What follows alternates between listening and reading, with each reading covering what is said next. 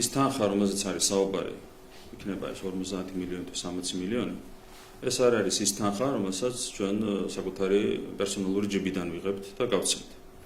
ეს არის ხალხის ფული, გადასახადის გადამხდელთა თანხების ერთობლიობა.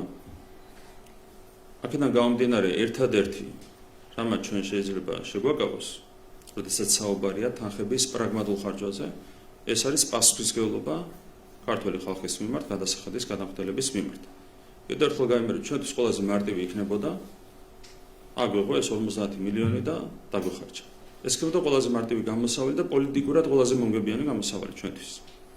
მაგრამ მეორე მხარეს დგას პასუხისმგებლობა ქართველი ხალხის მიმართ იმაზე, რომ მთავრობამ რაციონალურად უნდა დახარჯოს ის თანხები, რომლებიც მობილიზებულია ბიუჯეტში ხალხის შენატანების საფუძველზე. ეს ხალხის ფულია, ჩვენ ფულს არ ვიხდით.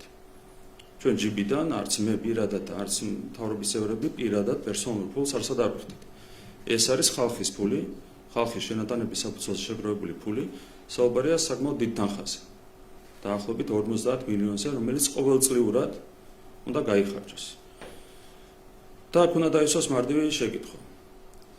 ეს თანხა შეიძლება დაიხარჯოს რაციონალურად და შეიძლება ამ თანხის დახარჯვამ მოიტანოს სათანადო შედეგი, თუ ამ თანხით ჩვენ შეიძლება უბრალოდ გავამდიდროთ ფარმაცევტული მაფია.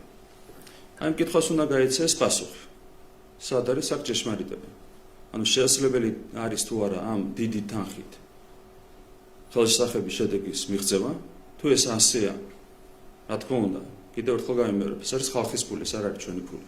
ჩვენ მე პირადად არაფერს არ ვკარგავ, პირიქით, პოლიტიკურად მხოლოდ მომგებიანი იქნებოდა ჩვენთვის ამ თანხის გაცემა.